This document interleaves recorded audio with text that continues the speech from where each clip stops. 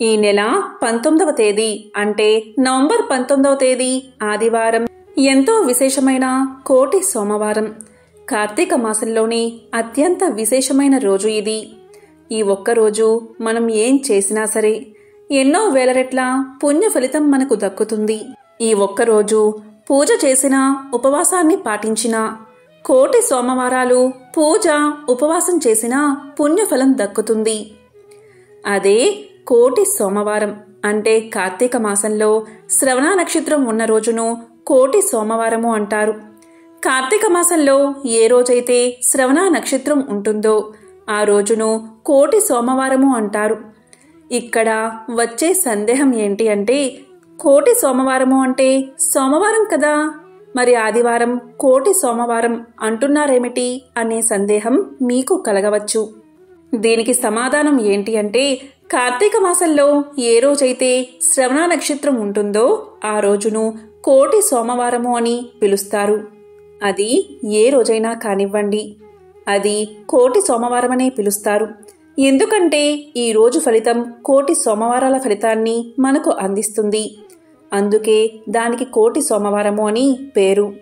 కలియుగ ప్రత్యక్ష దైవమైన వెంకటేశ్వర స్వామి యొక్క జన్మ నక్షత్రం శ్రవణ నక్షత్రం.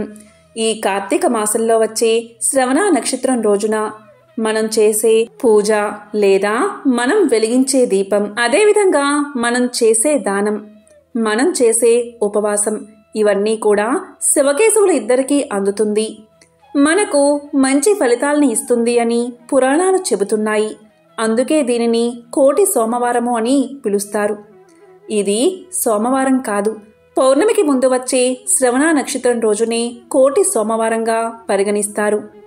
మరి ఎంతో విశేషమైన ఈ కోటి సోమవారం రోజు పూజను ఏ సమయంలో చేసుకోవాలి, ఉదయం ఏ సమయంలో చేసుకోవాలి, అదేవిధంగా సాయంత్రం ఏ సమయంలో చేసుకోవాలి, కోటి సోమవారం యొక్క విశిష్టత ఏమిటి? మరి ఎంతో విశేషమైన ఈ కోటి సోమవారం రోజు శివుడికి ఎంతో ఇష్టమైన ఈ ఆకు మీద దీపాన్ని వెలిగిస్తే చాలు, సమస్త దోషాలు పాపాలు అగ్నిలో పడిన దూది మాదిరిగా నశిస్తాయి. మరి ఏ ఆకు మీద దీపారాధన చేయాలో ఇప్పుడు ఈ వీడియోలో తెలుసుకుందాం. నవంబర్ 19వ తేదీ ఆదివారం కోటి సోమవారం. స్వస్తి శ్రీ చాంద్రమాన శోభకృత దక్షిణాయనం. శరత్ ఋతువు కార్తీక మాసం. కోటి సోమవారం శ్రవణ నక్షత్రంతో కలిసి వచ్చింది. సప్తమి తిథి. ఇక శ్రవణ నక్షత్రం ఎప్పుడు మొదలైంది అంటే 18వ తేదీ నవంబర్ శనివారం రాత్రి 1:23 మొదలై నవంబర్ 19వ తేదీ ఆదివారం రాత్రి 11:52 ముగుస్తుంది. సూర్యోదయ సమయంలో ఏ నక్షత్రం ఉంటే, ఏ తిథి ఉంటే అది రోజంతా పరిగణించబడుతుంది కనుక 19వ తేదీ ఆదివారం సూర్యోదయ సమయంలో శ్రవణ నక్షత్రం ఉంది. కాబట్టి 19వ తేదీ ఆదివారమే కోటి సోమవారం. ఇక పూజా సమయాలు వచ్చేసి ఉదయం స్వామిని పూజించేవారు ఉదయం 6 నుంచి 11 గంటల్లోపు స్వామిని పూజిస్తే విశేష పుణ్య ఫలితాలు కలుగుతాయి.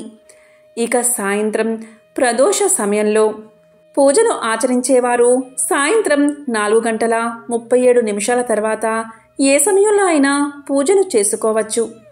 ప్రదోష సమయంలో చేసే శివపూజ విశేష ఫలితాలను ఇస్తుంది. ఈరోజు మనం ఏం చేసినా సరే జపం, తపం, పూజ, అర్చన, దానం, ఉపవాసం, జాగరణ ప్రతి ఒక్కటి కూడా కోటి సోమవారాల ఫలితాన్ని ఇస్తుంది. అంతటి విశిష్టత కలిగిన ఈ కోటి సోమవారం పౌర్ణమికి ముందు వచ్చే శ్రవణ నక్షత్రం రోజు వస్తుంది.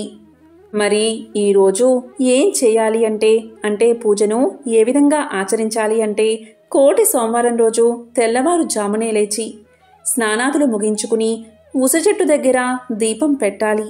ఒకవేళ ఉసిరి చెట్టు లేకపోతే ఉసిరి కొమ్మ తెచ్చుకుని తులసి కోటలో పెట్టుకుని దీపాన్ని వెలిగించాలి. ఈరోజు విశేషంగా ఉసిరికాయ దీపాలు పెడతారు. ఉసిరికాయలను తొలిచి ఆవు నేతిలో ముంచిన వత్తులను దాని మీద పెట్టి దీపాలు వెలిగిస్తారు. తెల్లవారుజాముకు ముందు వెలిగించే దీపాలు సాక్షాత్తు శ్రీ మహావిష్ణువుకు చెందుతాయని, శ్రీ మహావిష్ణువు స్వీకరిస్తాడని శాస్త్రాలు చెబుతున్నాయి. ఈ విధంగా తులసి చెట్టు దగ్గర ఉసిరికొమ్మను ఉంచి ఉసిరి దీపాలు కానీ, లేదా ఆవు నెయ్యి దీపాలు కానీ, లేదా నువ్వుల నూనె దీపాలు కానీ వెలిగించడం వల్ల సాక్షాత్తు వెంకటేశ్వర స్వామి అలాగే శ్రీ మహావిష్ణువు ఆ దీపాలను స్వీకరిస్తారని చెప్తారు. అలాగే ఈరోజు తప్పనిసరిగా దేవాలయానికి వెళ్ళి ఈశ్వర అభిషేకాలు చేయించుకోవాలి. అదేవిధంగా ఈశ్వర పూజ, దీపారాధన చేసుకోవాలి. అది మొత్తము కూడా ఈశ్వరుడికి చెందుతుంది. ఈ కోటి సోమవారం రోజు విశేషంగా సాయంత్రం పూజ చేస్తారు. మహావిష్ణువుకు వెంకటేశ్వర స్వామికి సాయంత్రం పూజ చేస్తారు. సాయంత్రం మహావిష్ణువును తులసి దళాలతో పూజిస్తారు. తులసిమాలను సమర్పిస్తారు. మీకు తులసి దళాలు అందుబాటులో లేకపోతే ఒక్క తులసి దళాన్నైనా సమర్పించండి. అలాగే సుగంధ ద్రవ్యాలతో స్వామిని పూజించండి. కనీసం వెంకటేశ్వరుడికి కర్పూరాన్నన్నా నివేదించండి. అదేవిధంగా వెంకటేశ్వరుడికి నైవేద్యంగా యాలకుల్ని సమర్పించండి. యాలకులు పంచదార కలిపిన ప్రసాదాన్ని ఈ కోటి సోమవారం రోజున వెంకటేశ్వర స్వామికి ప్రసాదంగా సమర్పిస్తే చాలు. ఆ స్వామి కరుణించి మీ బాధలు తొలగిస్తాడు. ఈరోజు ప్రత్యేకంగా వెంకటేశ్వరుడికి ఆవు నెయ్యితో దీపాన్ని వెలిగించండి. చాలామంది ఉసిరి దీపాలు లేదా పిండి దీపాలు ఈ రోజున వెలిగించుకుంటారు. ఈ కోటి సోమవారం రోజున మీకు తోచింది పంచి పెట్టండి. ఈరోజు వీలైతే ఉపవాసం చేయండి. ఈరోజు ఉపవాసం చేస్తే చాలు, కోటి సోమవారాలు ఉపవాసం చేసిన ఫలితం మీకు దక్కుతుంది. ఈరోజు మీకు వీలైతే దానంగా పసుపు, కుంకుమ, పళ్ళు, తాంబూలం ఏదైనా సరే దానంగా ఇస్తే చాలు, విశేష పుణ్య ఫలితం మీకు దక్కుతుంది. మామూలు రోజుల్లో కంటే ఈరోజు చేసే ఏ కార్యమైనా కోటి సోమవారాల ఫలితాన్ని ఇస్తుంది. ప్రత్యేకించి ఈరోజు ఉసిరి దీపాలు పెట్టాలి అనుకునేవారు ఈ కోటి సోమవారం రోజు ఉసిరి దీపాలు పెట్టుకుంటే చాలా మంచిది. ఎందుకంటే ఈరోజు శ్రవణ నక్షత్రం ఉంది కాబట్టి శివకేశవులిద్దరినీ పూజించినట్లు అవుతుంది. శ్రవణ నక్షత్రం వెంకటేశ్వరుడి జన్మ నక్షత్రం. అలాగే సోమవారము అనేది శివుడికి సంబంధించింది. ఇది ఏ రోజొచ్చినా సరే శ్రవణ నక్షత్రంతో కలిసి వచ్చిన కార్తీక మాసంలో కోటి సోమవారం ఎంతో విశేషమైన పర్వదినం. ఈరోజు మీ శక్తి కొలది 2 దీపాలు లేదా 11 దీపాలు లేదా 9 దీపాలు లేదా 27 దీపాలు లేదా 64 దీపాలు లేదా 108 దీపాలు ఇలా ఈరోజు దీపాలు పెట్టుకోవచ్చు. ఈ దీపాలను ఉసిరికాయ దీపాలు లేదా ఆవు నెయ్యి దీపాలుగా పెట్టుకోవచ్చు. అదేవిధంగా ఈరోజు పిండి దీపాలు కూడా పెట్టుకోవచ్చు. ఇవేవి చెయ్యడానికి శక్తి లేనివారు, వీలు కానివారు మీ ఇంట్లో దేవుడి గుడిలో శివకేశవుల ముందు ఒక్క దీపాన్ని వెలిగించినా చాలు, మీకు కోటి సోమవారాలు దీపాన్ని వెలిగించినంత మహాపుణ్యం దక్కుతుంది. ఈ కోటి సోమవారం రోజు ఎవరైతే ఉపవాసం ఉంటారో వారు కోటి సోమవారాలు ఉపవాసం ఉన్న మహాపుణ్యాన్ని పొందుతారు. ఈరోజు శివాలయ దర్శనం, అభిషేకం, ఉపవాసం, దీపారాధన, ఆకాశ దీప దర్శనం, దానాలు చేస్తే చాలు, ఫలితం రెట్టింపు అవుతుందని శాస్త్రవచనం. ఈరోజు శివాలయానికి వెళ్ళి స్వామిని దర్శించి ఉపవాసం ఉండి సాయంత్రం ప్రదోష సమయంలో ఇంట్లో దీపారాధన చేసి పూజ ముగించుకుని మరలా శివాలయానికి వెళ్ళి మరొకసారి శివుడి దర్శనం చేసుకోండి. శివాలయంలో దీపారాధన చేయండి. తరువాత ఇంటికి వచ్చి భోజనం చెయ్యండి. పగలంతా ఉపవాసం ఉండి రాత్రి భోజనం చెయ్యండి. దీనిని నక్త ఉపవాసము అంటారు. ఇది మహాశివుడికి అత్యంత ప్రీతికరమైన ఉపవాస పద్ధతి. కార్తీక మాసంలో సోమవారాలు చేయాలి అనుకునేవారు, 4 సోమవారాలు మేము ఉపవాసం ఉండలేము అనుకునేవారికి ఇది మంచి అవకాశం. నవంబర్ 19వ తేదీ ఈ కోటి సోమవారం రోజు ఈ ఒక్కరోజు మీరు ఉపవాసం ఉన్నట్లయితే కార్తీక మాసంలోని 4 సోమవారాలు కూడా ఉపవాసం ఉన్నట్లే. ఉపవాసము అంటేనే ఉపా ప్లస్ ఆవాసం, అంటే దేవుడికి దగ్గరగా ఉండడం, మనసుని దేవుడి మీద ఉంచడం. ఈరోజు ఉపవాసం ఉండి ఓం నమశివాయ ఓం నమశివాయ అని స్వామిని స్మరిస్తూ రోజంతా గడపాలి. ఈరోజు మీరు శివాలయంలో ప్రదోష కాలంలో అంటే నవంబర్ 19వ తేదీ ఆదివారం సాయంత్రం 4:37 తర్వాత ప్రదోష కాలంలో ఈ ఒక్క ఆకుపై దీపాన్ని వెలిగిస్తే చాలు. సమస్త పాపాలు తొలగిపోతాయి. మీరు ఏం పట్టినా బంగారమే అవుతుంది. మరి ఏ ఆకుపై దీపాన్ని వెలిగిస్తే ఈశ్వర అనుగ్రహం కలుగుతుందో ఇప్పుడు తెలుసుకుందాం. అదే మారేడు ఆకు. శివుడికి అత్యంత ప్రీతికరమైన వృక్షం మారేడు వృక్షం. ఈరోజు మారేడు ఆకుపై మీరు దీపాన్ని ఉంచితే చాలు. మీరు కోరిన కోరికలు తప్పక నెరవేరతాయి. ఈ కోటి సోమవారం రోజు ఇలా దీపాన్ని వెలిగించండి. మారేడు వృక్షం ఎంతో పవిత్రమైనది. ప్రతి దేవాలయంలో, ముఖ్యంగా శివాలయాల్లో మారేడు వృక్షం కనిపిస్తుంది. కాబట్టి మారేడు ఆకులు 3 కలిసి ఉన్నదాన్ని మారేడు దళము అంటారు. అంటే మారేడు దళం శివుడి 3 కళ్ళను సూచిస్తుంది.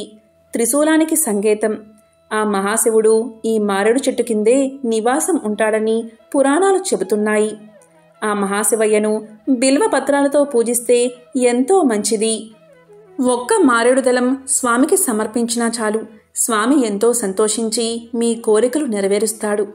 అందుకే బిల్వాష్టకంలో త్రిదళం త్రిగుణాకారం త్రినేత్రంచ త్రియాయుధం త్రిజన్మ పాప సంహారం ఏక బిల్వం శివార్పితం అంటూ బిల్వం యొక్క విశిష్టతను తెలియచేశారు. అందుకే మహాశివుడిని బిల్వ పత్రాలతో పూజించడం ఎంతో శ్రేష్టం.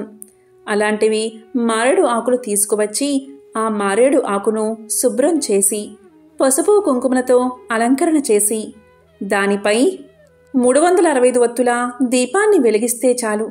మీరు చేసిన పాపాలన్నీ పటాపంచలు అయిపోతాయి. ఈ దీపాన్ని సాయంత్రం 6 నుంచి 7 మధ్య వెలిగించండి. శివాలయంలో ధ్వజస్తంభం దగ్గర కానీ నందీశ్వరుడి దగ్గర కానీ ఈ దీపాన్ని వెలిగించండి. ముందుగా ఏం చేయాలి అంటే మీరు దీపాన్ని వెలిగించే ప్రదేశంలో శుభ్రం చేసి దానిమీద వరిపిండితో అష్టదళ పద్మం ముగ్గు వేయండి. దానిపైన తమలపాకు ఉంచండి. దానిపై మారేడు దళాన్ని ఉంచి అప్పుడు మట్టి ప్రమిదను పెట్టండి. తరువాత ఆవు నెయ్యిలో ముంచిన 365 ఒత్తుల దీపాన్ని వెలిగించండి. ఇలా చేస్తే మీకు అంతా శుభమే కలుగుతుంది. ఇలా కోటి సోమవారం రోజు చేస్తే చాలు. కోటి సోమవారాలు 365 ఒత్తుల దీపాన్ని వెలిగించిన మహాపుణ్యం మీకు దక్కుతుంది. కాబట్టి ప్రతి ఒక్కరూ ఈ కోటి సోమవారాన్ని వదలకుండా కనీసం ఒక్క దీపాన్నైనా వెలిగించండి. దీనికి సంబంధించిన పురాణ కథను ఇప్పుడు తెలుసుకుందాం. ఒకసారి భూమిపై రాక్షసుల దౌర్జన్యం బాగా పెరిగిపోయింది. రాక్షసులు స్వర్గానికి చేరుకుని దేవతలను ఇబ్బందులకు గురిచేశారు. దేవతలను ఎన్నో బాధలు పెట్టారు. అప్పుడు దేవతలంతా భయభ్రాంతులకు గురై శ్రీ మహావిష్ణువు దగ్గరకు వెళ్లి రాక్షసులను ఓడించడానికి దివ్య ఆయుధాన్ని సంపాదించి దానితో రాక్షసులను సంహరించమని కోరారు. ఇక శ్రీ మహావిష్ణువు దివ్య ఆయుధం కోసం కైలాసానికి వెళ్లి శివుణ్ణి పూజించడం మొదలుపెట్టాడు. ఆ రోజే కోటి సోమవారం రోజు. విష్ణువు శివ పూజకు 1,00,000 తామర పువ్వులను సమర్పించాలని సంకల్పించి 1,00,000 తామర పువ్వులతో శివుణ్ణి పూజించడం మొదలుపెట్టాడు. శివలింగాన్ని పూజించడం మొదలుపెట్టాడు. ఈ సమయంలో మహావిష్ణువును పరీక్షించడం కోసం మహాశివుడు ఒక తామర పువ్వును దాచిపెడతాడు. ఇక శ్రీ మహావిష్ణువు పూజలో మునిగిపోయి ఒక తామర పువ్వు మాయమైన సంగతిని తెలుసుకోలేకపోతాడు. ఇక పూజ ముగుస్తుంది అనగా ఒక తామర పువ్వు తగ్గినట్లుగా గుర్తిస్తాడు. ఇక ఏం చేయాలో తోచక ఆ తామర పువ్వు స్థానంలో తన కన్ను తీసి శివుడికి సమర్పిస్తాడు. వెంటనే మహాశివుడు విష్ణువు భక్తికి మెచ్చి రాక్షసులను సంహరించడానికి అజయమైన ఆయుధాన్ని అంటే సుదర్శన చక్రాన్ని విష్ణువుకు ఇస్తాడు. కాబట్టి ఈ కోటి సోమవారం రోజు శ్రీ మహావిష్ణువు సుదర్శన చక్రాన్ని పొంది రాక్షసులను సంహరించాడు. ఇదే కోటి సోమవారం యొక్క పురాణ కథ. కోటి సోమవారానికి అంతటి శక్తి ఉంది. కాబట్టి ఎంతో విశేషమైన ఈ కోటి సోమవారం రోజు మహాశివయ్యకు ఎంతో ప్రీతికరమైన బిల్వ దళం మీద 365 ఒత్తుల దీపాన్ని వెలిగించి ఆ మహాశివుడి అలాగే వెంకటేశ్వర స్వామి యొక్క అనుగ్రహాన్ని పొందండి. ఓం నమః శివాయ. ఓం నమో నారాయణాయ.